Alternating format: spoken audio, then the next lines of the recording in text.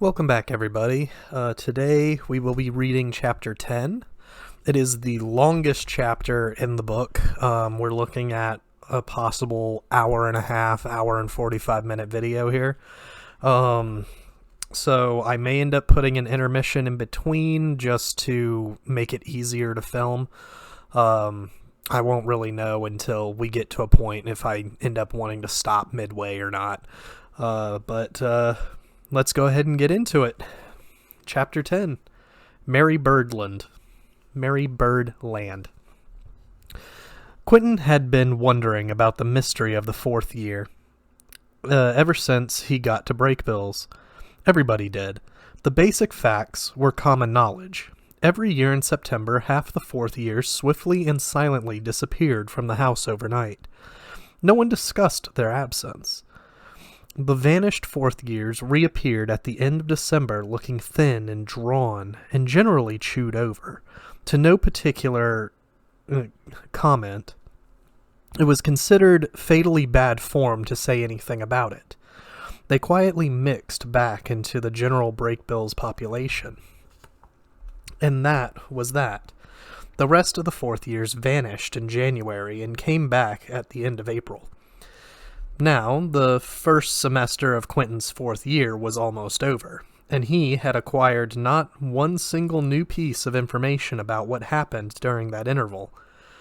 The secret of where they went and what they did there, or what was done to them, was improbably well kept.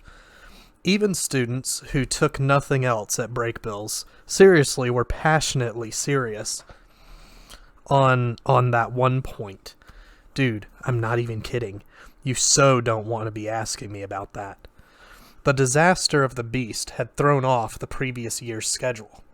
The regular contingent of fourth years had departed for the first semester. They were gone when it happened. But the second semester group, which included Elliot, Janet, and Josh, had finished out the year at Brakebills as usual.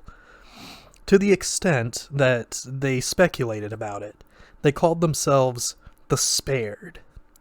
Apparently, whatever the faculty had in store for them was nasty enough as it was without the added threat of assault by an interdimensional carnivore. But now it was back to business as usual. This year, half the fourth years departed on schedule, along with a handful of the fifth years. The 10 spared had been split up between the two semesters, 5 and 5. Whether by accident or by design, the physical kids would all be shipping out together in January. It was a regular topic of conversation around the battered billiard table in the cottage. "You know what I bet?" Josh said, one Sunday afternoon in December. They were treating hangovers with glasses of Coke and huge quantities of bacon. "I bet they make us go to normal college. Just some random state school where we have to read Cannery Row and debate the Stamp Act. And the second day, Elliot's going to be crying in the bathroom and begging for his foie gras and his Malbec while some jock sodomizes him with a lacrosse stick." "Did that just turn into your total gay fantasy halfway through?" Janet asked. "I have it on good authority." Elliot attempted to jump the cue ball over the 8 and failed completely, pocketing both, which seemed not to bother him at all. "On the best of authority, that the whole fourth year enigma is a front.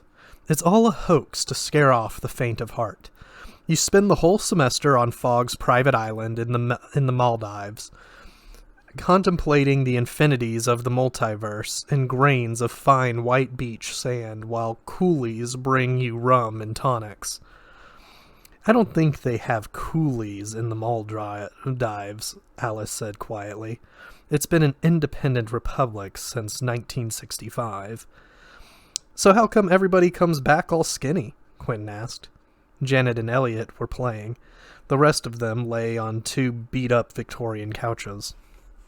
The room was small enough that they occasionally had to lean to one side to avoid the butt end of a queue. "That's from all the skinny dipping," "Hork, hork, hork," said Janet. Quentin should be good at that, Josh added.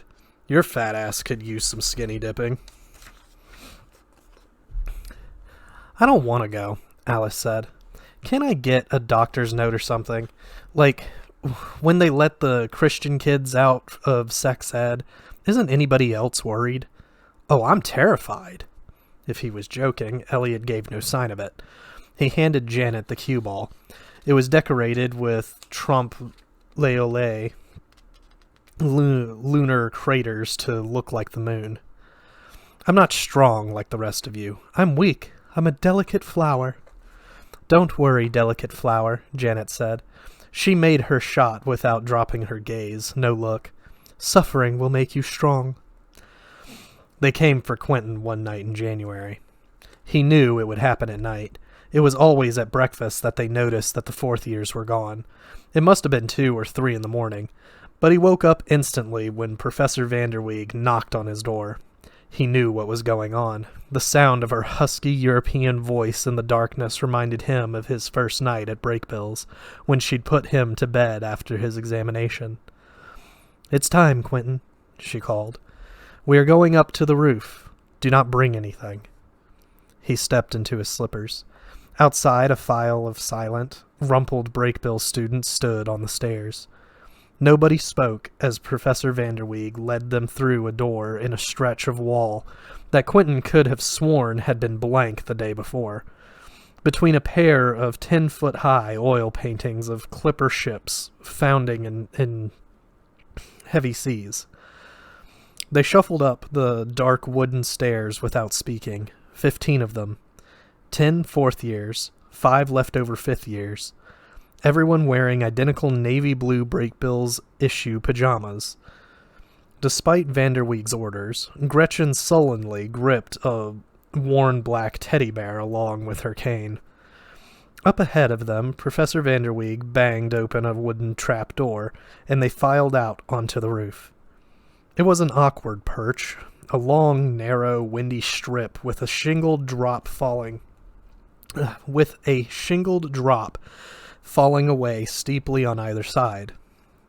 A low wrought iron fence ran along the edge, providing absolutely no protection or reassurance whatsoever.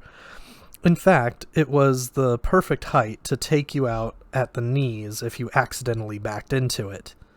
The night was bitingly cold, with a lively cross breeze. The sky was lightly frosted with high wind-whisked clouds, luridly backlit by a gibbous moon. Quentin hugged himself. Still, nobody had said a word. No one even looked at anybody else.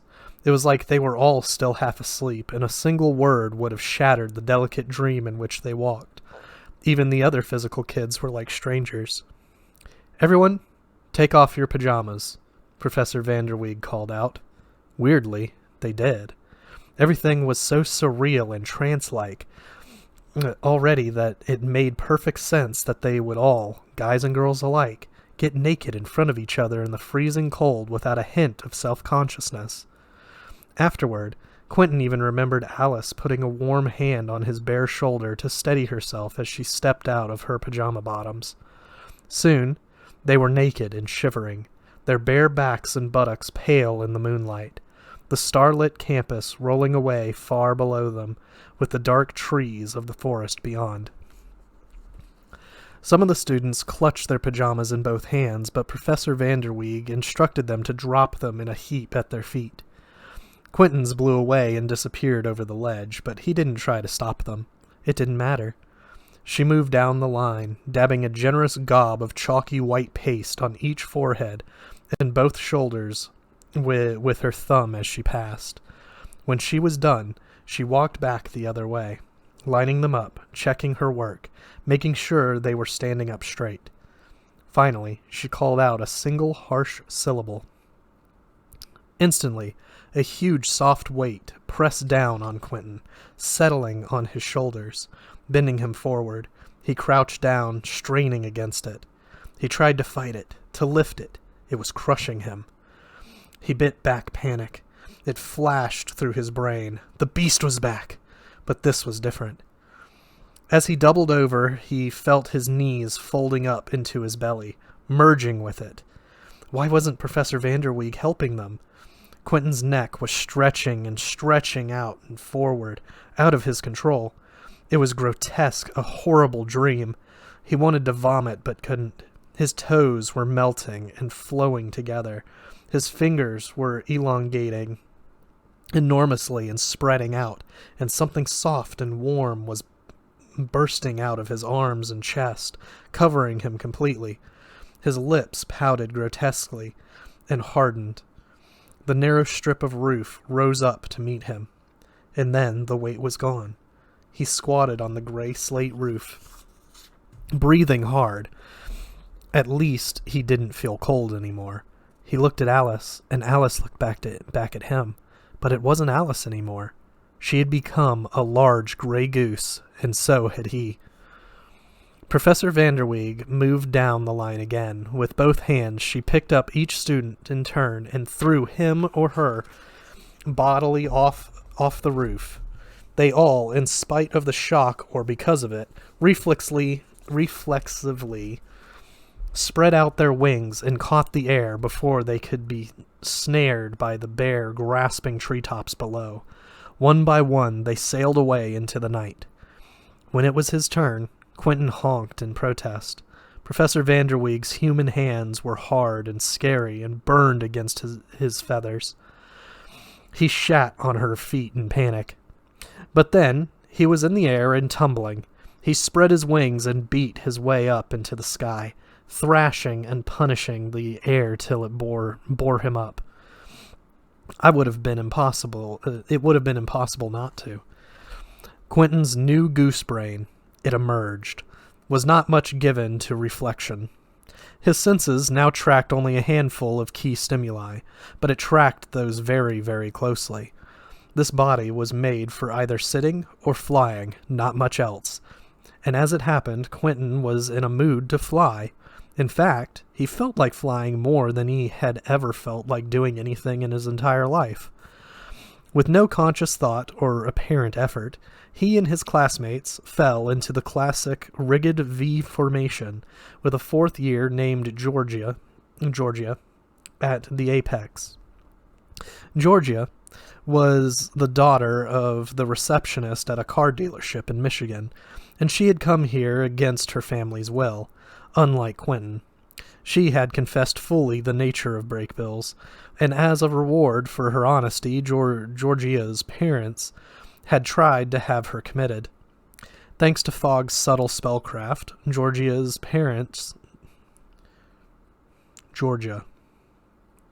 No, there's an I there. It is Georgia.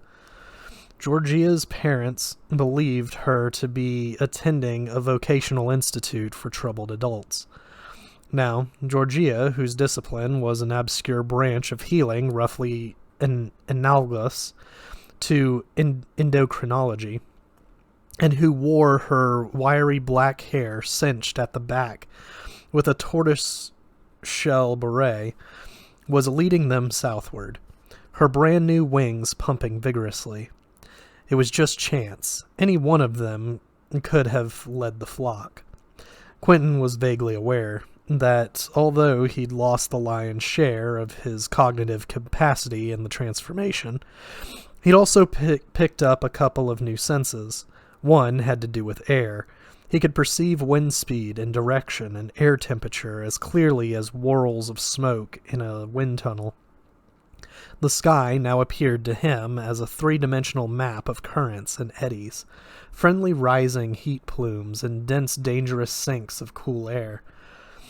He could feel the prickle of distant cumulus clouds swapping bursts of positive and negative electrical charge. Quentin's sense of direction had sharpened, too, to the point where it felt like he had a finely engineered compass floating in oil, perfectly balanced at the center of his brain. He could feel invisible tracks and rails extending away from him through the air in all directions into the blue distance. They were the Earth's lines of magnetic force, and it was along one of these rails that Georgia was leading them. She was taking them south. By dawn, they were a mile up and doing 60 miles an hour, overtaking cars on the Hudson Parkway below them. They passed New York City, a stony incrustation crackling with alien heat and electrical sparks and exuding toxic flatulence. They flew all day, following the coastline, past Trenton and Philadelphia, sometimes over sea, sometimes over frozen fields, surfing the temperature gradients, boosted by updrafts, transferring seamlessly from current to current as one petered out and the next one kicked in. It felt fantastic. Quentin couldn't imagine stopping. He couldn't believe how strong he was, how many wing beats he had stored up in his iron chest muscles. He just couldn't contain himself. He had to talk about it. "Honk," he yelled. "Honk, honk, honk." His classmates agreed. Quentin was shuffled up and down the V in an orderly fashion, in more or less the same way a volleyball team rotates serve. Sometimes they plonked down and rested and fed in a reservoir or a highway median, or a badly drained spot on the lawn of a suburban office park. Landscaping errors were pure gold to geese. Not infrequently, they shared these priceless scraps of real estate with other Vs, real geese who, sensing their transformed nature, regarded them with polite amusement. How long they flew, Quentin couldn't have said.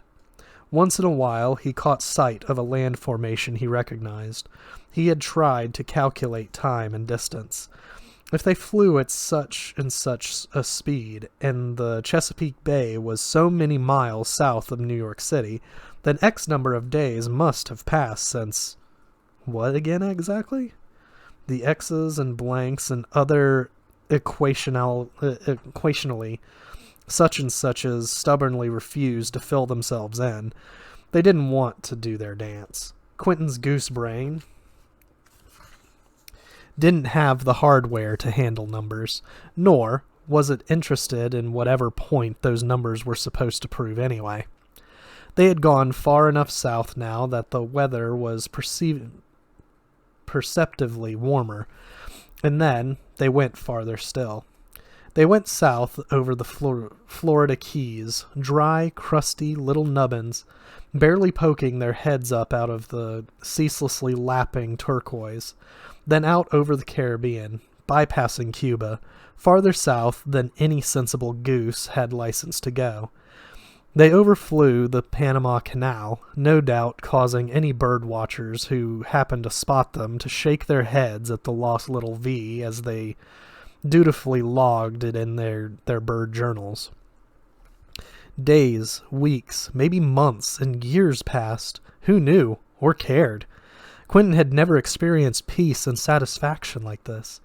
He forgot about his human past, about Brakebills and Brooklyn, and James and Julia and Penny and Dean Fogg. Why hang on to them? He had no name anymore. He barely had any individual identity, and he didn't want one. What good were such human artifacts? He was an animal. His job was to turn bugs and plants into muscle and fat and feathers and flight and miles logged. He served only his flock fellows and the wind and the laws of Darwin.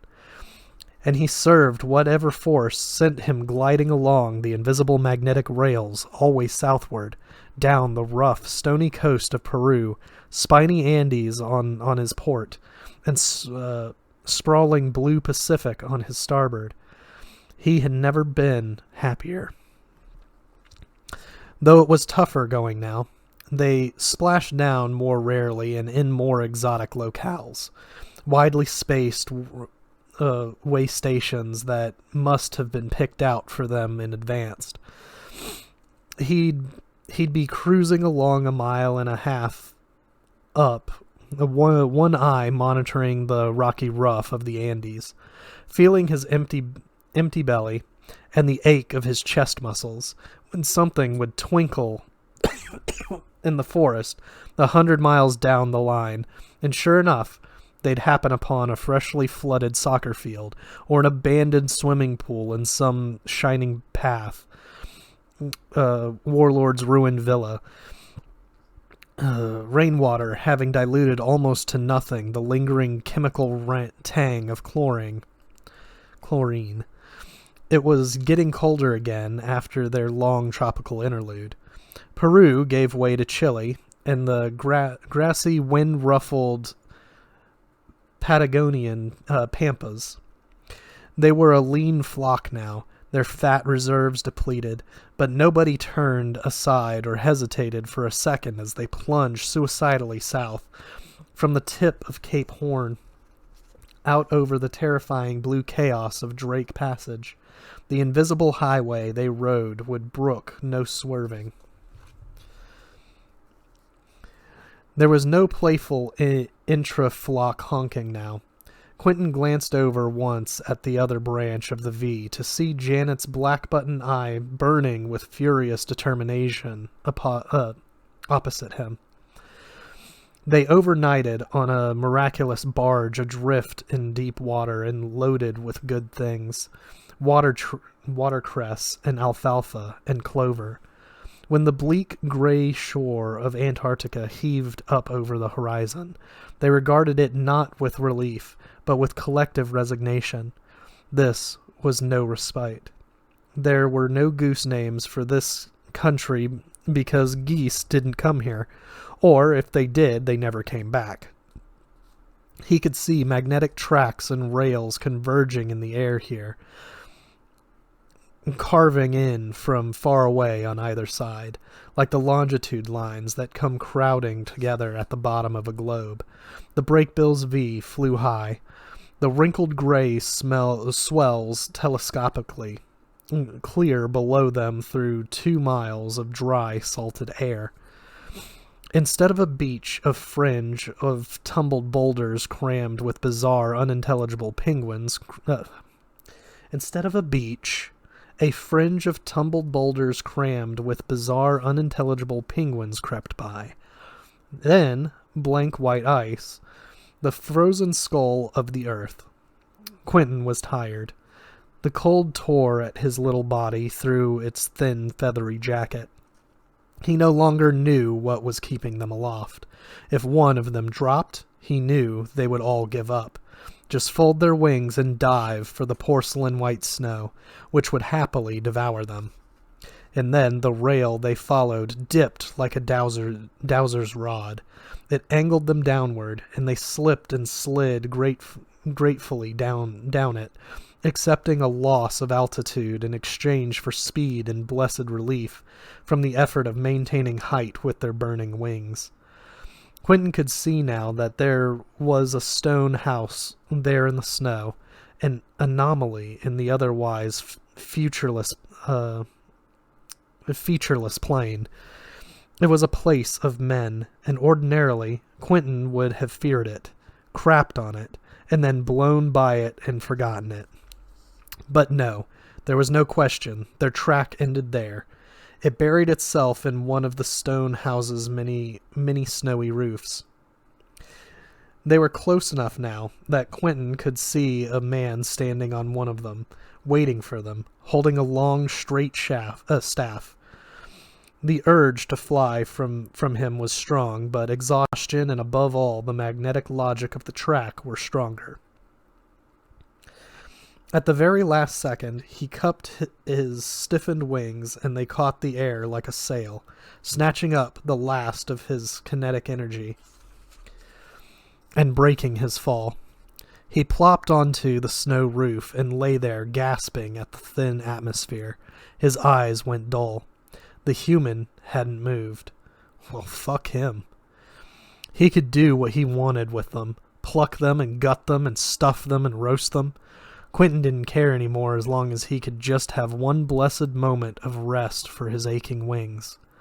The man shaped a strange syllable with his fleshy, beakless lips and tapped the base of his staff on the roof.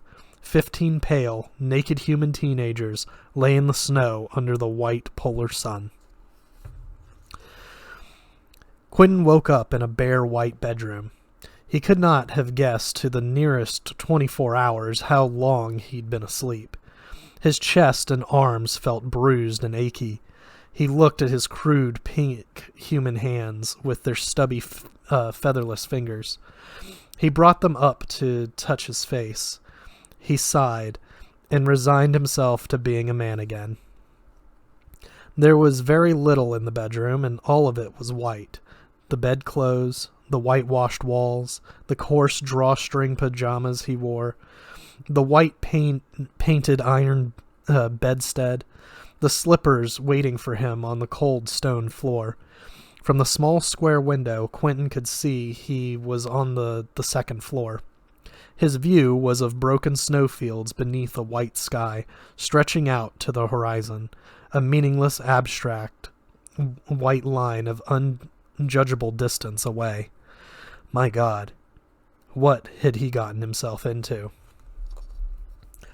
Quentin shuffled out into the corridor, still in his pajamas, and a thin robe he'd found hanging on a hook on the back of the door. He found his way downstairs into a quiet, airy hall with a timbered ceiling. It was identical to the dining hall at Breakbill's, but the vibe was different, more like an alpine ski lodge. A long table with benches ran most of the length of the hall. Quentin sat down. A man sat alone at the end of the table, nursing a mug of coffee and staring bleakly at the picked-over remains of a lavish breakfast. He was sandy-haired, but tall. He was sandy-haired, tall, but round-shouldered, with a weak chin and the beginnings of a paunch. His dressing gown was much whiter and fluffier than Quentin's. His eyes were a pale, watery green. "I let you sleep," he said. "Most of the others are already up." "Thanks." Quentin scooched down the bench to sit across from him. He rummaged through the leftover plates and dishes for a clean fork. "You are Breakbill South." The man's voice was oddly flat, with a slight Russian accent, and he didn't look directly at Quentin when he talked. "We are about 500 miles from the South Pole. You flew in over the Bellinghausen Sea on your way in from Chile, over a region called Ellsworthland. They call this part of Antarctica Mary Byrd Land. Admiral Byrd named it after his wife." He scratched his tousled hair unselfconsciously. "Where's everybody else?" Quentin asked. There didn't seem to be any point in being formal, since they were both wearing bathrobes, and the cold hash browns were unbelievably good. He hadn't realized how hungry he was. "I gave them the morning." He waved in no particular direction. "Classes begin in the afternoon." Quentin nodded, his mouth full. "What kind of classes?" he managed. "What kind of classes?" the man repeated. "Here at Breakbill South, you will begin your education in magic. Or I suppose you thought that was what you were doing with Professor Fogg." Questions like that always confused Quentin, so he resorted to honesty. "Yes, I did think that. You are here to internalize the essential mechanisms of magic. You think." His accent made it think. "That you have been studying magic. Medzik. You have practiced your popper and memorized your conjugations and declensions and modifications. What are the 5 tertiary circumstances?" It popped out automatically. "Altitude, age, positions of the Pleiades, phases of the moon, nearest body of water." "Very good," he said sarcastically. "Magnificent. You are a genius." With an effort, Quentin decided not to be stung by this.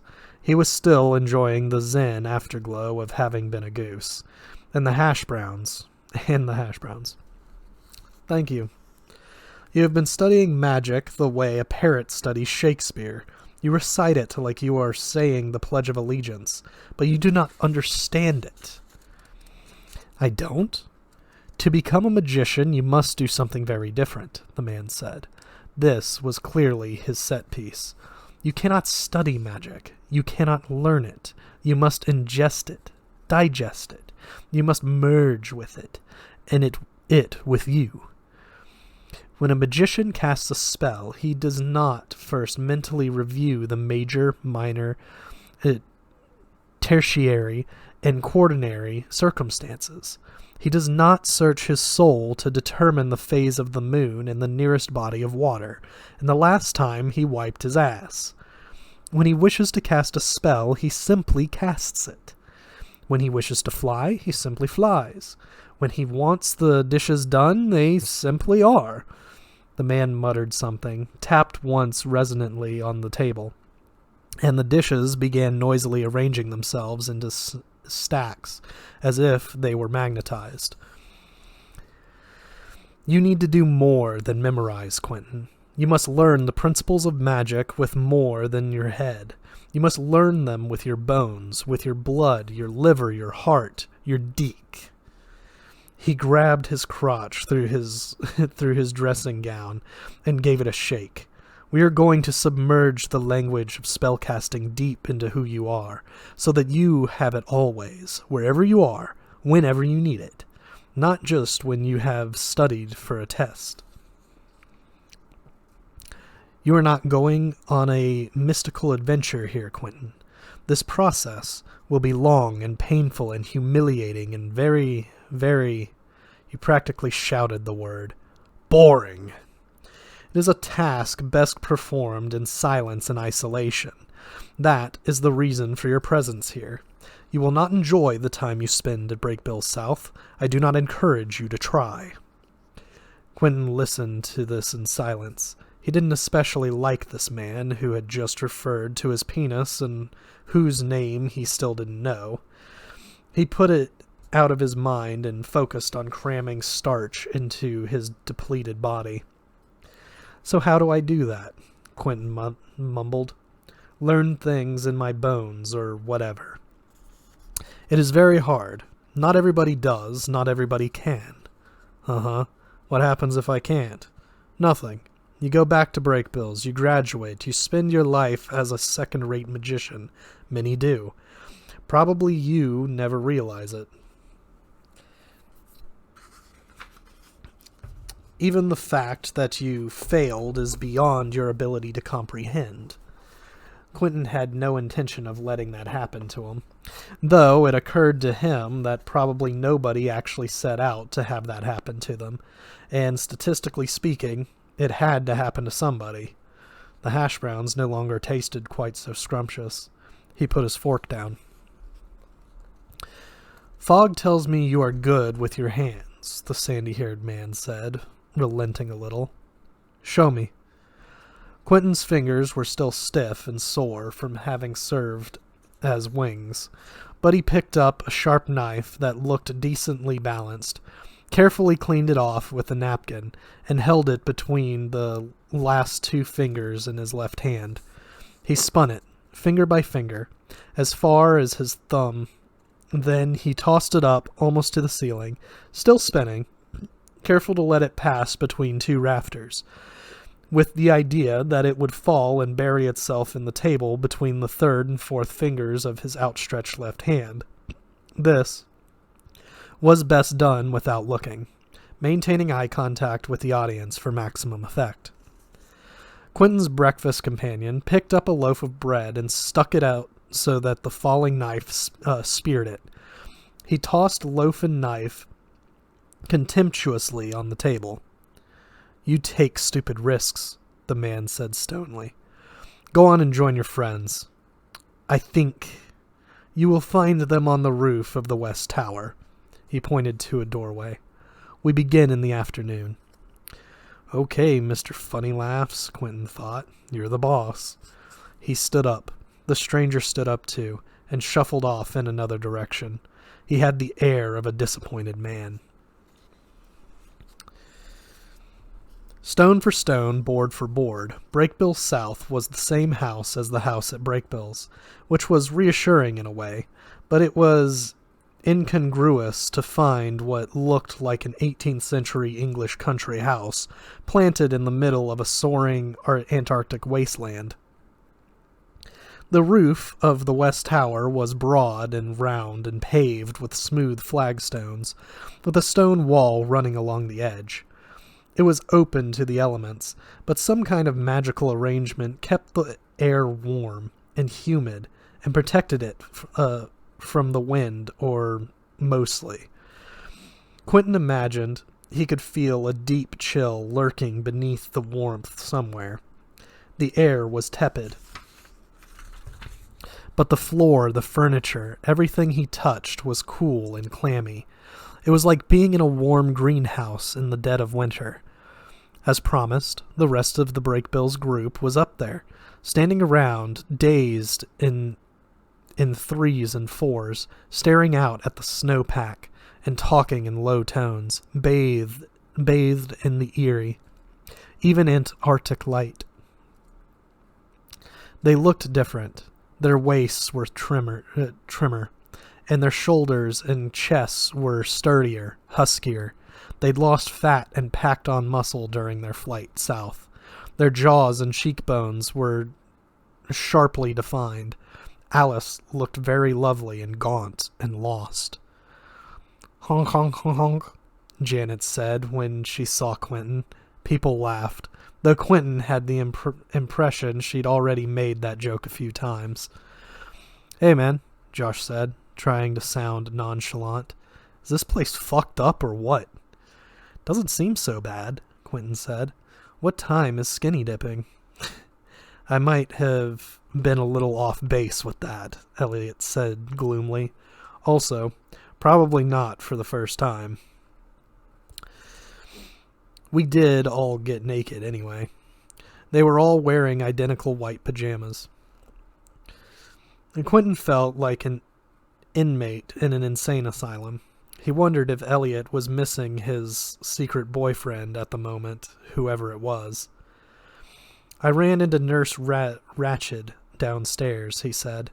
The pajamas had no pockets, and Quentin kept looking... "I ran into Nurse Ratched downstairs," he said. The pajamas had no pockets, and Quentin kept looking for somewhere to put his hands. "He gave me a speech about how stupid I am and how miserable he's going to make me." "You slept through our little meet and greet. That's Professor Mayakovsky." "Mayakovsky, like Dean Mayakovsky?" "He's the son," Elliot said. "I always wondered what happened to him. Now we know."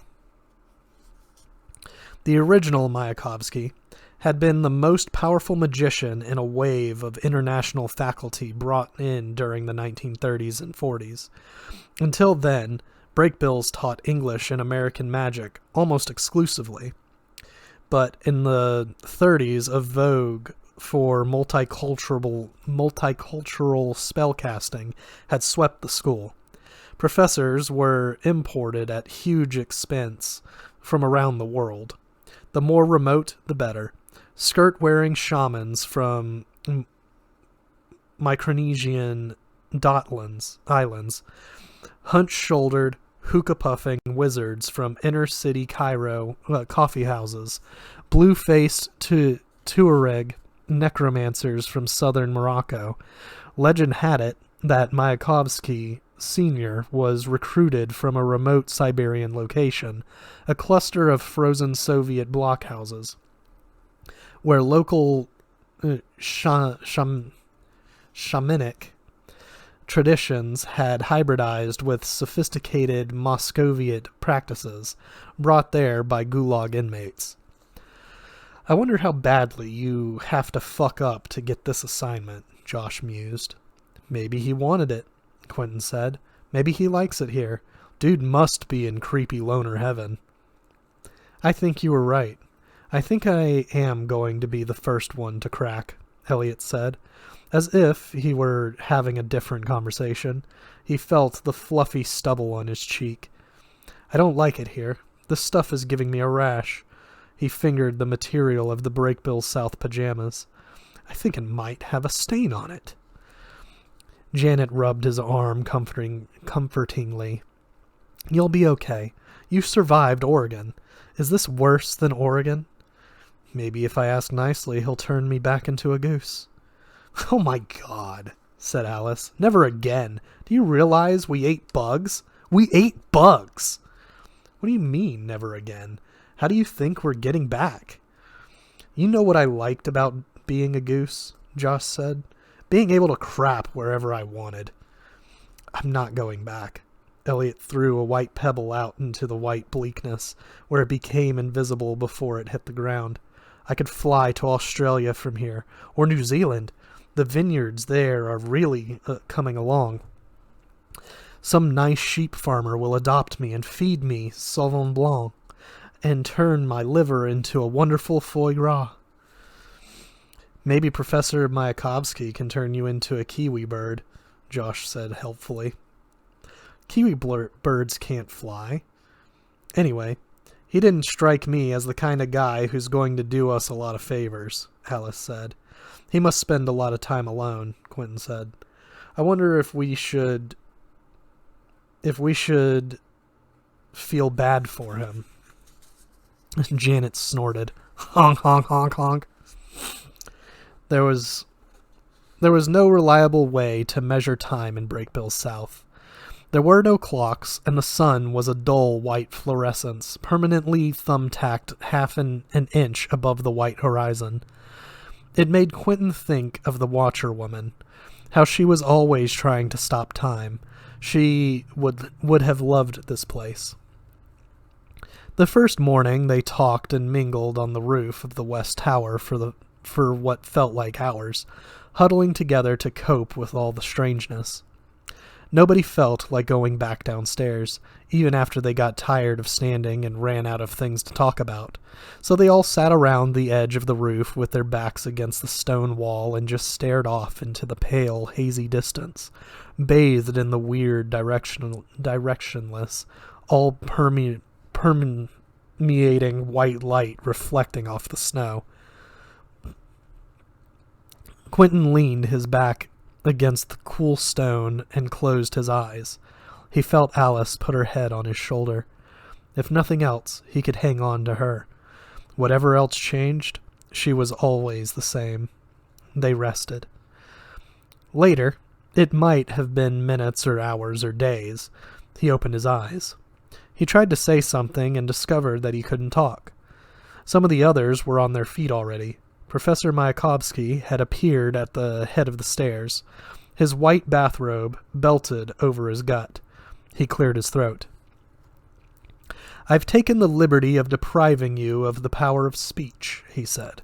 He tapped his Adam's apple. There will be no talking at Brakebill South.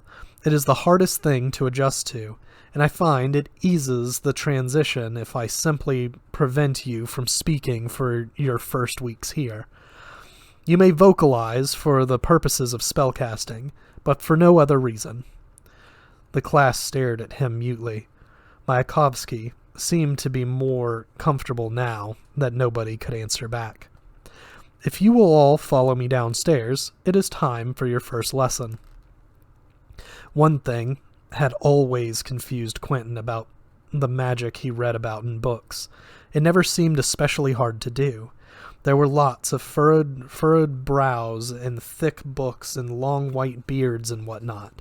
But when it came right down to it, you memorized the incantation or you just read it off the page.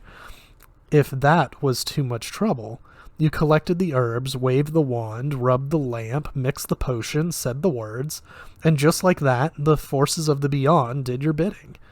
It was like making salad dressing or driving stick or assembling IKEA furniture. Just another skill you could learn. It took some time and effort, but compared to doing calculus, say, or playing the oboe, well, there really was no comparison. Any idiot could do magic. Quentin had been perversely relieved when he learned that there was more to it than that. Talent was part of it. That silent, invisible exertion he felt in his chest every time a spell came out right. But there was also work, hard work, mountains of it. Every spell had to be adjusted and modified in 100 ways according to the prevailing circumstances. They adorned the word with a capital letter at Brakebills, under which it was cast. These circumstances could be just about anything. Magic was a complicated, fiddly instrument that had to be collaborated precisely to the context in which it operated. Quentin had committed to memory dozens of pages of closely printed charts and diagrams, spelling out the major circumstances that and how they affected any given enchantment. And then, once you had all that down, there were hundreds of corollaries and exceptions to memorize too. As much as it was like anything, magic was like a language. And like a language, textbooks and teachers treated it as an orderly system for the purposes of teaching it. But in reality, it was complex and chaotic and organic. It obeyed rules only to the extent that it felt like it. And there were almost as many special cases and one-time variations as there were rules. These exceptions were indicated by rows of asterisks and daggers and other more obscure typographical fauna, which invited the reader to peruse the many footnotes that cluttered up the margins of magical reference books, like Talmudic commentary. It was Mayakovsky's invention to make them memorize all these minute, and not only to memorize them, but to absorb and internalize them. The very best spellcasters had talent, he told his captive silent audience, but they also had unusual under-the-hood mental machinery. The delicate but powerful correlating and cross-checking engines necessary to access and manipulate and manage this vast body of information. That first afternoon, Quentin expected a lecture, but instead, when Mayakovsky was done jinxing their larynxes, he showed each of them to what looked like a monk's cell, a small stone room with a single high, barred window, a single chair, and a single square wooden table. A shelf of magical reference books was bolted to one wall. It had the clean, industrious air of a room that had just been vigorously swept with a birch twig broom. "Sit," Mayakovsky said. Quentin sat. The professor placed in front of him, one by one, like a man setting up a chessboard, a hammer, a block of wood, a box of nails, a sheet of paper, and a small book bound in pale vellum. Mayakovsky tapped the paper. "Hammer charm of Legrand," he said. "You know it?" Everybody knew it. It was a standard teaching charm. While simple in theory, all it did was ensure that a hammered nail would go in straight, in one shot. It was extraordinarily persnickety to cast. It existed in literally thousands of permutations, depending on the circumstances. Casting Legrand was probably harder than just hammering the damn nail in the old-fashioned way, but it came in handy for diegetic purposes. Mayakovsky tapped the book with a thick-nailed finger. "This book, each page describes a different set of circumstances. All different, understand? Place, weather, stars, season. You will see. You turn the page, you cast the spell according to each set of circumstances. Good practice. I'll come back when you finish book." Mayakovsky's Russian accent was getting thicker as the day wore on. He was dropping his contradictions in definite articles. He closed the door behind him. Quentin opened the book. Somebody, not very creative, had written, "Abandon all hope, ye who enter here," on the first page. Something told Quentin that Mayakovsky had noticed the graffiti but let it stand. Soon, Quentin knew Legrand's hammer charm better than he wanted to know any spell ever. Page by page, the circumstances listed in the book became more and more esoteric and counterfactual. He cast Legrand's hammer charm at noon and at midnight.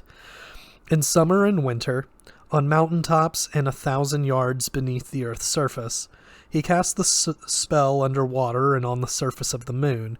He cast it in early evening during a blizzard on a beach on the island of Mangareva, which would almost certainly never happen since Mangareva is part of French Polynesia in the South Pacific. He cast the spell as a man, as a woman, and once, was this really relevant, as a hermaphrodite. He cast it in anger, with ambivalence, and with bitter regret. By then, Quentin's mouth was dry. His fingertips were numb. He had pounded his thumb with the hammer 4 times. The block of wood was now crammed with flattened iron nail heads. Quentin groaned soundlessly and let his head loll back against the hard back of the chair. The door flew open, and Professor Mayakovsky entered carrying a jingling tray. He set the tray down on the desk. It supported a cup of hot tea, a tumbler of water, a plate with a pat of yeasty European butter, and a thick slab of sourdough bread on it, and a glass containing what would turn out to be 2 fingers of peppery vodka, 1 finger of which Mayakovsky drank off himself before placing it on the table. When he was done, he slapped Quentin hard across the face. "That is for doubting yourself," he said. Quentin stared at him. He lifted a hand to his cheek, thinking, "This man is batshit insane. He could do anything to us out here." Mayakovsky turned the book back to the first page again. He turned the piece of paper with the spell on it over and patted it. On the back was written another spell. "Bejeweled sorceress nail extraction. Begin again, please. Wax on, wax off." When Mayakovsky was gone, Quentin stood up and stretched. Both his knees cracked. Instead of beginning again, he went over to the tiny window, looking out on the lunar snowfields. The sheer monochromaticity of the landscape was beginning to make him hallucinate colors. The sun had not moved at all. This is where we'll go ahead and take a break. So I'll see you guys in just a few minutes. And we'll finish it up after the intermission.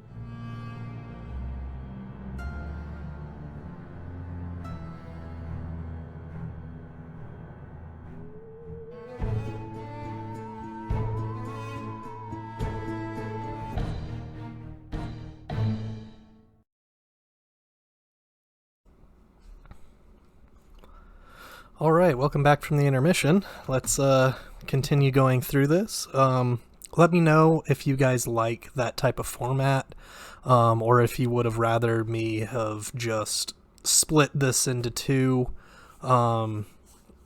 episodes. Mainly because I'm still figuring out whether or not I want to do this type of format for Halloween as well. But I think this is how I wanna do it. Just let me know your thoughts on it. Anyways, let's keep going. That was how Quentin's first month at Brakebill South went. The spells changed and the circumstances were different, but the room was the same, and the days were always, always, always the same. Empty, relentless, interminable wastelands of repetition. Mayakovsky's ominous warnings had been entirely justified, and arguably a little understated. Even during his worst moments at Brakebills, Quentin had always had a niggling suspicion that he was getting away with something by being there, that the sacrifices asked of him by his instructors, however great, were cheap by comparison with the rewards of the life he could look forward to as a magician. At Brakebill South, for the first time, he felt like he was giving value for money. And he understood why they'd been sent here. What Mayakovsky was asking of them was impossible. The human brain was not meant to ingest these quantities of information. If Fogg had tried to enforce this regime back at Brakebills, there would have been an insurrection. It was difficult to gauge how the others were holding up. They met at mealtimes and passed in the hall, but because of the prohibition against speech, there was no communicating, just glances and shrugs, and not much of that. Their gazes met bleakly over the breakfast table and turned away. Elliot's eyes were empty, and Quentin supposed his own probably looked the same way. Even Janet's animated features were set and frozen. No notes were exchanged. Whatever enchantment kept them from talking was global. Their pens wouldn't write. Quentin was losing interest in communicating anyway. He should have been ravenous for human contact, but instead he felt himself falling away from the others, deeper inside himself. He shuffled like a prisoner from bedroom to dining room to solitary classroom, down the stone corridors, under the tediously unblinking gaze of the white sun. Once he wandered up to the roof of the West Tower and found one of the others, a gangly extrovert named Dale, putting on a mime show for a listless audience. But it really wasn't worth the effort of turning his head to follow what was going on. His sense of humor had died in the vastness. Professor Mayakovsky seemed to expect this, as if he'd known it was going to happen. After the first 3 weeks, he announced that he had lifted the spell that kept them from talking. The news was received in silence. Nobody had noticed. Mayakovsky began to vary the routine. Most days were still devoted to grinding through the circumstances and their never-ending exceptions. But once in a while, he introduced other exercises. In an empty hall, he erected a 3-dimensional maze composed of wire rings through which the students would levitate objects at speed to sharpen their powers of concentration and control. At first, they used marbles, then later steel balls, only slightly narrower than the rings. When a ball brushed a ring, a spark cracked between them, and the spellcaster felt a shock. Later still, they would guide fireflies through the same maze, influencing their tiny insect minds by force of will. They watched one another do this in silence, feeling envy at one another's successes and contempt for one another's failures. The regime had divided them against each other. Janet, in particular, was bad at it. She tended to overpower her fireflies to the point where they would crisp up in midair and become puffs of ash. Mayakovsky, stony-faced, just made her start over, while tears of wordless frustration ran down her face. This could and did go on for hours.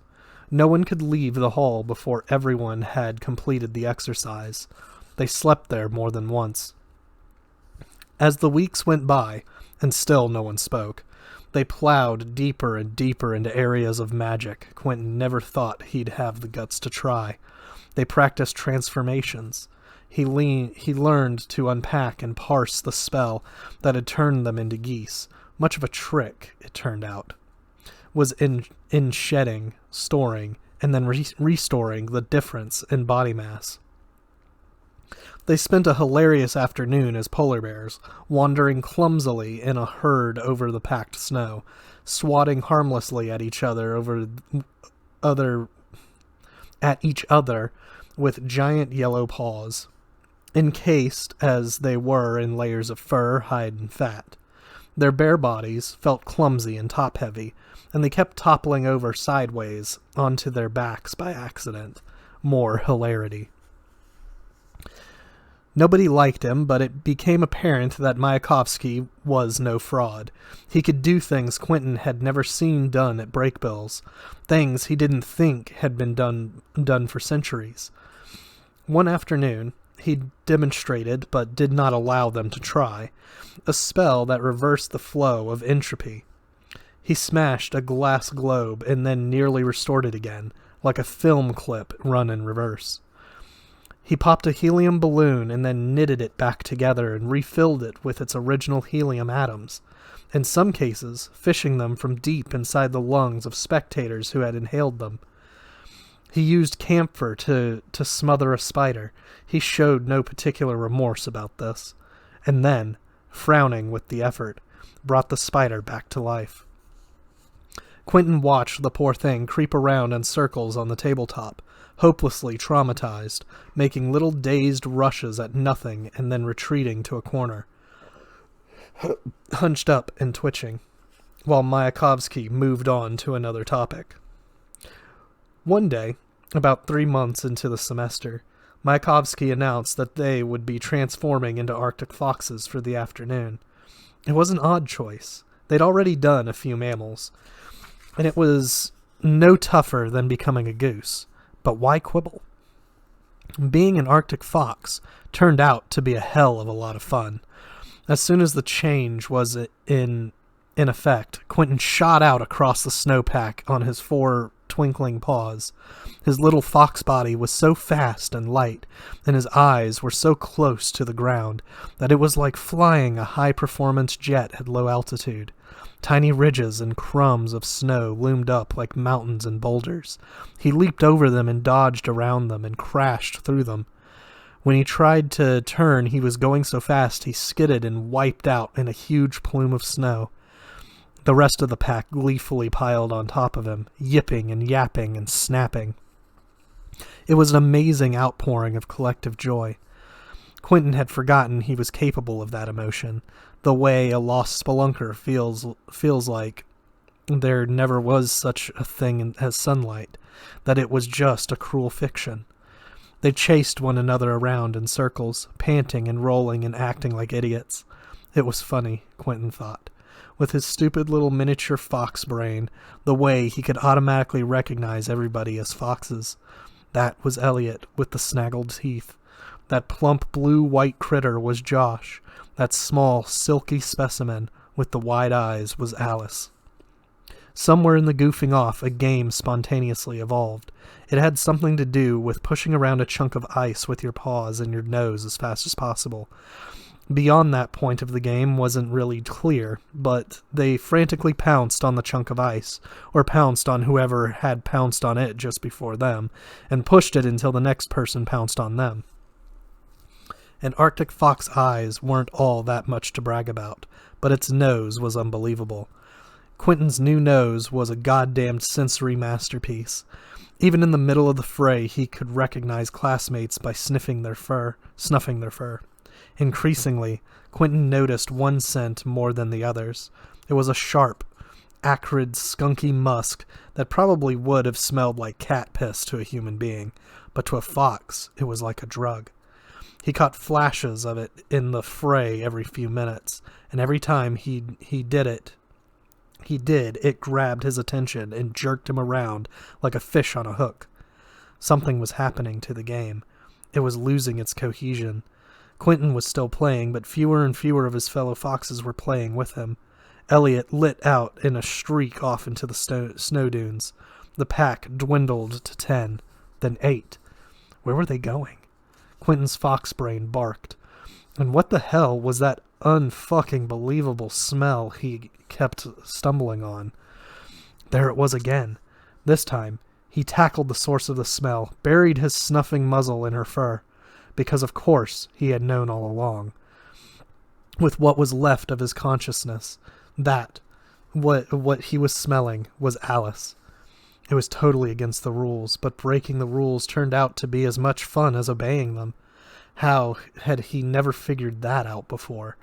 The others were playing more and more wildly. They weren't even trying to go after the chunk of ice anymore, and the game was disintegrating into little knots of tussling foxes. and he was tussling with Alice. Vulpine hormones and instincts were powering up, taking over, manhandling what was left of his rational human mind. He locked his teeth in the thick fur of her neck. It didn't seem to hurt her any, or at least not in a way that was easily distinguishable from pleasure. Something crazy and urgent was going on, and there was no way to stop it. Or probably there was, but why would you? Stopping was one of those pointless, life-defeating human impulses for which his merry little fox brain had nothing but contempt. He caught a glimpse of Alice's wild, dark fox eyes, rolling with terror and then half shutting with pleasure. Their tiny, quick breaths puffed white in the air and mingled and disappeared. Their white fox fur was coarse and smooth at the same time, and she made little yipping snarls every time he pushed himself deeper inside her. He never wanted to stop. The snow burned underneath them. It glowed hot like a bed of coals. They were on fire, and they let the fire consume them. To an outside observer, breakfast the next day wouldn't have looked much different than it usually did. Everybody shuffled in their loose-fitting, all-white Brakebills South uniforms, sat down without speaking or looking at one another, and ate what was put in front of them. But Quentin felt like he was walking on the moon. Giant slow-motion steps, ringing silence, vacuum all around him, a television audience of millions. He didn't dare look at anybody else, least of all Alice. She was sitting across the table and 3 people down from him. Impassive and unperturbed, calmly focused on her oatmeal. He couldn't have guessed within a light year what she was thinking, though he knew what was on everybody's minds. He was sure they all knew what had happened. They'd been right out in the open, for God's sake. Or had they all been doing the same thing?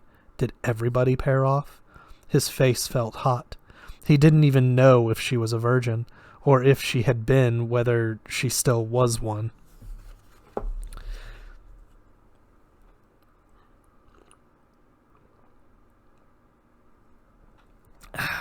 It would all be so much simpler if he even understood what it meant, but he didn't. Could he be in love with Alice? He tried to compare what he felt for her with his remembered feelings for Julia, but the two emotions were worlds apart. Things just got out of control, that's all. It wasn't them. It was their fox bodies. Nobody had to take it too seriously. Mayakovsky sat at the head of the table, looking smug. He had known this was going to happen, Quentin thought furiously, stabbing at his cheese grits with a fork. A bunch of teenagers cooped up in the Fortress of Solitude for 2 months, then stuck in the bodies of stupid, horny animals. Of course we were going to go crazy. Whatever perverted personal satisfaction Mayakovsky got out of what happened, it became obvious over the next week that it was also a practical piece of personnel management. Because Quentin reapplied himself to his magical studies with the laser-like focus of a person desperate to avoid meeting anybody else's eyes or thinking about things that actually mattered, like how he actually felt about Alice, or who it was who had had sex with her out on the ice, him or the fox. It was back to the grind, pounding his way through circumstances and exceptions, and 1,000 mnemonics designed to force him to embed 1,000 trivial particles of data in the soft tissue of his already supersaturated mind. They fell into a collective tribal trance.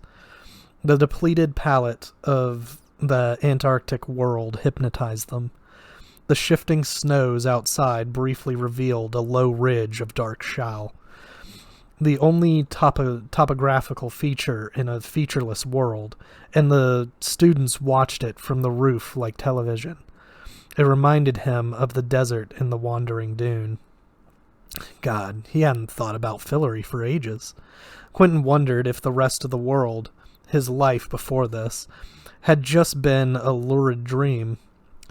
When he pictured the globe now, it was entirely Antarctic, a whole world over which this monochromatic continent had metastasized like an icy cancer. He went a little insane. They all did, though it took them in different ways. Some of the others became obsessed with sex.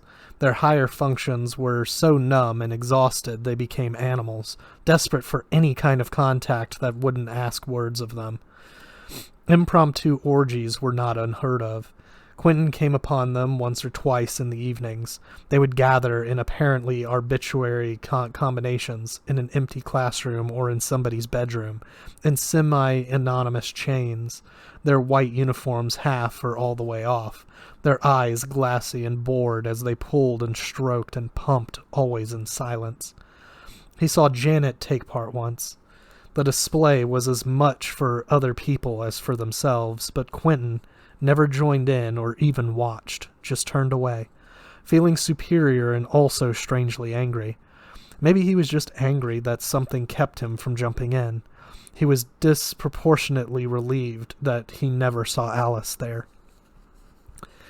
Time passed, or at least Quentin knew that, according to theory, it pretty much had to be passing, though he didn't personally see much evidence of it, unless you counted the weird menagerie of mustaches and beards he and his male classmates were growing. However much he ate, he got thinner and thinner. His state of mind devolved from mesmerized to hallucinatory. Tiny random things became charged with overwhelming significance. A round pebble, a stray straw from a broom, a dark mark on a white wall that dissipated again minutes later. In the classroom, he sometimes saw fantastical creatures mixed in with his classmates. A huge, elegant brown stick insect that clung to the back of a chair. A giant lizard with horny skin and a German accent, whose head burned with white fire, though afterward he could never be sure if he had imagined them. Once he thought he saw the man whose face was hidden by a branch. He couldn't take this much longer.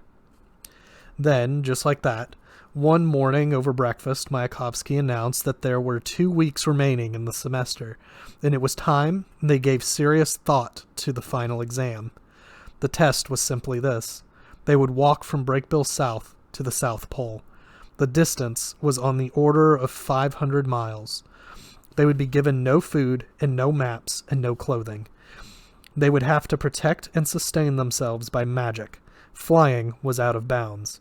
They would go on foot or not at all, and in the form of human beings, not as bears or penguins or some other naturally cold-resistant animal. Cooperation between students was prohibited. They could view it as a race if they liked. There was no time limit. The exam was not mandatory. 2 weeks wasn't quite long enough to prepare properly, but it was more than long enough for the decision to hang over them. Yes or no, in or out. Mayakovsky stressed that safety precautions would be minimal. He would do his best to keep track of them in the field, but there was no guarantee that if they screwed up, he'd be able to rescue their sorry hypothermic asses. There was a lot to study up on. Would sunburn be a problem? Snow blindness? Should they toughen the soles of their feet or try to create some kind of magical footwear? Was there any way to get mutton fat, which they could need to cast Hartseville's enveloping warmth from the kitchen? And if the test wasn't even mandatory, then what was the point of it? What would happen if they failed? It sounded more like a ritual or a hazing than a final exam. On the last morning, Quentin got up early with the idea of forging for contraband spell components in the kitchen. He had made up his mind to compete. He had to know if he could do it or not. It was that simple. Most of the cupboards were locked. He probably wasn't the first student to have thought of it, but he did manage to load up his pockets with flour and a stray silver fork and some old sprouting garlic cloves that might come in handy for something. He didn't know what. He headed downstairs. Alice was waiting for him on the landing between floors. "I have to ask you something," she said. her voice full of crisp determination. "Are you in love with me? It's okay if you aren't. I just want to know." She made it almost all the way through, but she couldn't quite say the last phrase full voice and whispered it instead. He hadn't even met her eyes since the afternoon they'd been foxes together. 3 weeks at least. Now they stood together on the smooth, freezing stone floor, objectively human. But could a person who hadn't washed or cut her hair in 5 months be so beautiful? "I don't know," he said. His voice was scratchy from lack of use. The words felt more frightening than any spell he had ever cast. "I mean, you'd think I would, but I don't. I really don't know." He tried to make his tone light and conversational, but his body felt heavy. The floor was accelerating rapidly upward, with both of them on it. At that moment, when he should have been most lucidly present, he had no idea whether he was lying or telling the truth. With all the time he'd spent studying here, everything he'd learned, why hadn't he learned this one thing? He was failing both of them, himself and Alice. "It's okay," she said, with a quick little smile that strained the ligaments that held Quentin's heart in his chest. "I didn't think so. I was more wondering whether you would lie about it." He was lost. Was I supposed to lie? "It's okay, Quentin. It was nice. The sex, I mean. You do realize it's all right to have nice things sometimes, right?" She saved him from having to answer by standing up on tiptoe and kissing him softly on the lips. Her lips were dry and chapped, but the tip of her tongue was soft and warm. It felt like the last warm thing in the world. "Try not to die," she said. She patted his rough cheek and disappeared down the stairs ahead of him in the pre-drawn twilight. After that ordeal, the test was almost an afterthought. They were released separately out onto the snowpack at intervals to discourage collaboration. Mayakovsky made Quentin disrobe first. So much for the flour and the garlic and that bent silver fork. And walked naked out beyond the range of the protective spells that kept the temperature bearable at Brakebill South. As he passed through the invisible perimeter, the cold hit him face first, and it was beyond all belief. Quentin's whole body spasmed and contracted. It felt like he'd been dropped into burning kerosene. The air seared his lungs. He bent over, hands jammed in his armpits. "Happy trails!" Mayakovsky called. He tossed Quentin a Ziploc bag full of something gray and greasy. Mutton fat. "Bog swam." Whatever. Quentin knew he had only a few seconds before his fingers would be too numb for spellcasting. He tore open the bag and jammed his hands inside and stuttered out Shavashtil's enveloping warmth. It got easier after that. He layered on the rest of the spells by turns. Protection from the wind and the sun. Speed, strong legs, toughened feet. He threw up a navigation spell and a great luminous golden compass wheel that only he could see appeared overhead in the white sky. Quentin knew the theory behind the spells, but he'd never tested them all together at full strength. He felt like a superhero. He felt bionic. He was in business. He turned to face the S on the compass wheel and trotted off toward the horizon at speed, circling around the building he'd just left, bare feet fluffing silently through bone-dry powder. With the strength spell in place, his thighs felt like pneumatic pistons. His calves were steel truck springs. His feet were as tough and numb as Kevlar brake shoes. Afterward, he remembered almost nothing of the week that followed. The whole thing was very clinical, reduced to its technical essence. It was a problem of resource management, of nurturing and guarding and fanning the little flickering flame of life and consciousness within his body as the entire continent of Antarctica tried to leach away the heat and sugar and water that kept it burning. He slept lightly and very little. His urine turned a deep amber, then ceased to flow entirely. The monotony of the scenery was relentless. Each low, crunchy ridge he topped revealed a vista composed of its identical clones, arranged in a pattern of infinite regress. His thoughts went around in circles. He lost track of time. He sang the Oscar Mayer jingle and the Simpsons theme song. He talked to James and Julia. Sometimes he confused James with Martin Chatwin and Julia with Jane. The fat melted out of his body.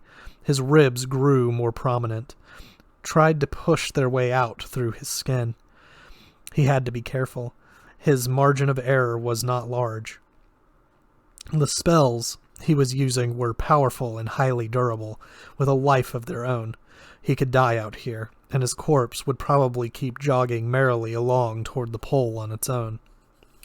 Once or twice a day, sometimes more, a lipless blue crevice would open beneath his feet, and he would have to trot around it or cross it with a magic-assisted leap.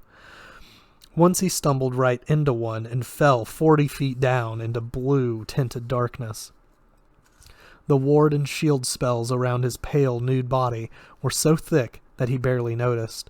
He just ground to a slow stop, jammed in between two rough ice walls, and then lifted himself back out again like the Lorax and kept on running.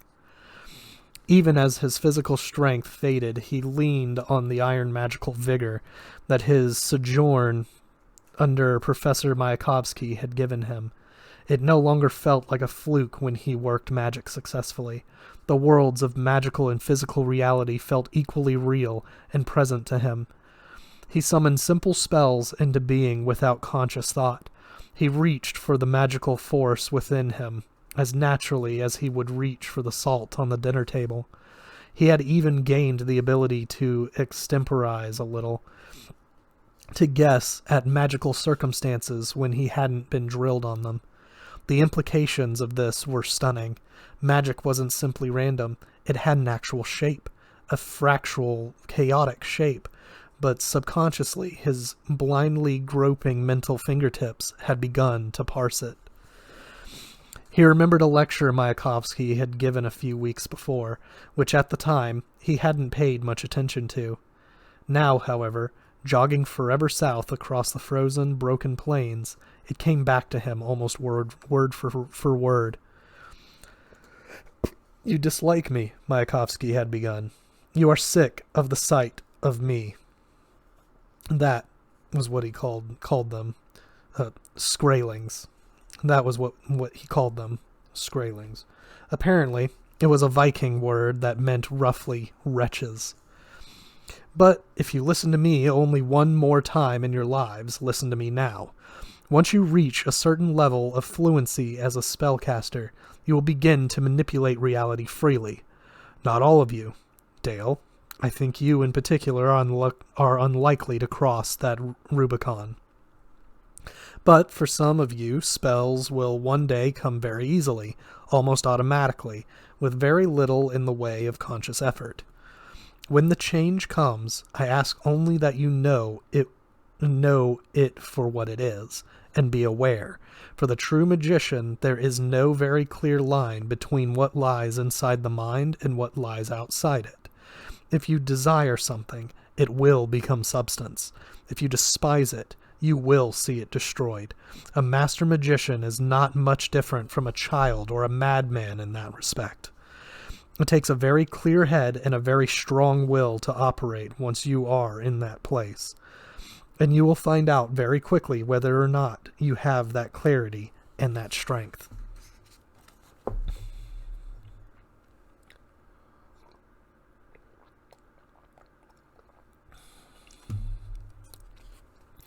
Mayakovsky stared out at their silent faces a moment longer, with undistinguished disgust, then stepped down from the lectern. "Age," Quentin heard him mutter. "It's wasted on the young, just like youth." When night finally fell, the stars burned shrilly overhead with impossible force and beauty. Quentin jogged with his head up, knees high, no longer feeling anything below his waist, gloriously isolated, lost in the spectacle. He became nothing, a running wraith, a wisp of warm flesh in a silent universe of midnight frost. Once, for a few minutes, the darkness was disturbed by a flickering on the horizon. He realized it must be another student, another Skraeling, like himself, moving on a parallel path but way off to the east, 20 or 30 miles at least, and ahead of him. He thought about changing course to make contact, but seriously, what was the point? Should he risk getting busted for collaborating just to say hi? What did he, a wraith, a wisp of warm flesh, need with anybody else?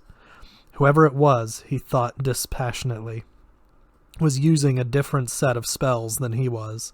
He couldn't piece out the magic at this distance, but they were showing off a whole lot of pale pink-white light. Inefficient, he thought, inelegant. When the sun rose, he lost sight of the other student again. Some immeasurable period of time later, Quentin blinked.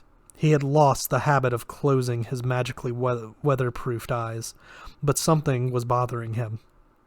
It was a matter for concern, though he could barely formulate why in any conscious, coherent way. There was a black spot in his vision.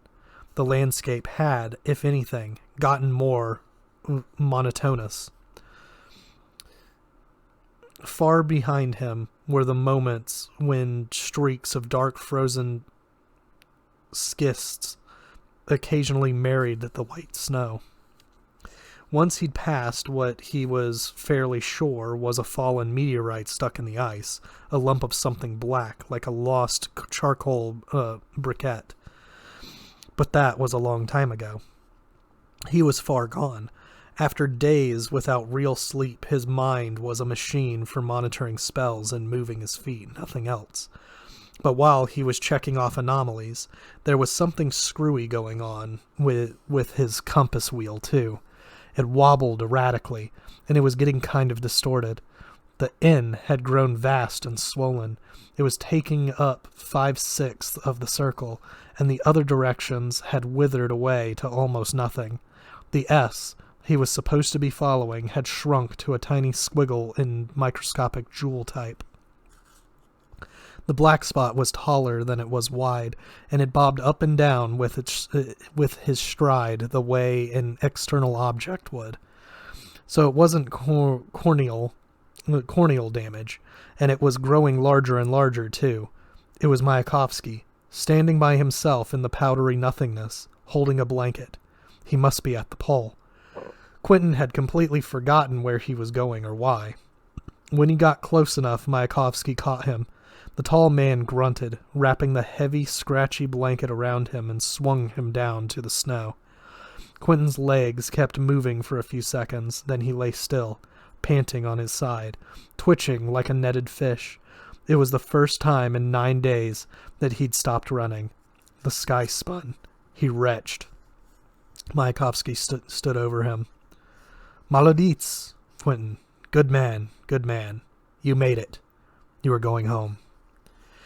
There was something odd in Mayakovsky's voice. The sneer was gone, and it was thick with emotion. A twisted smile revealed for a moment the older wizard's yellow teeth in his unshaven face. He hauled Quentin to his feet with one hand. The other hand he flourished, and a portal appeared in the air. He shoved Quentin unceremoniously through it. Quentin staggered and fell into a psychedelic riot of green that assaulted him so violently that at first he didn't recognize it as the rear terrace of Brakebills on a hot summer day. After the blankness of the polar ice, the campus was a hallucinatory swirl of sound and color and warmth. He squeezed his eyes tight shut. He was home. He rolled over on his back on the baking smooth stone. Birds sang deafeningly. He opened his eyes. A sight even stranger than the trees and the grass met him. Looking back through the portal, he could still see the tall, soft-shouldered magician standing there with Antarctica in the background, snow kicking up around him. A few stray crystals drifted through and evaporated in mid-flight. It looked like a painting executed on an oval panel and hung in midair. but the magical window was already closing. He must be preparing himself to go back to his empty polar mansion, Quentin thought. He waved, but Mayakovsky wasn't looking at him. He was looking out at the maze and the rest of the Brakebills campus. The unguarded longing on his face was so excruciating Quentin had to look away. Then the portal closed. It was over. It was late May, and the air was full of pollen. After the rarefied atmosphere of Antarctica, it tasted hot and thick as soup. It was a lot like that first day he'd come to Brakebills, straight through from that frigid Brooklyn afternoon. The sun beat down. He sneezed. They were all waiting for him, or almost all. Elliot and Josh and Janet, at least, wearing their old school uniforms, looking fat and happy, and relaxed and none the worse for wear, like they'd done nothing for the past 6 months but sit on their asses and eat grilled cheese sandwiches. "Welcome back," Elliot said. He was munching a yellow pear. "They told us 10 minutes ago you might be coming through." "Wow," Josh's eyes were round. "Man, you look skinny. Wizard needs food badly. And also, maybe a shower."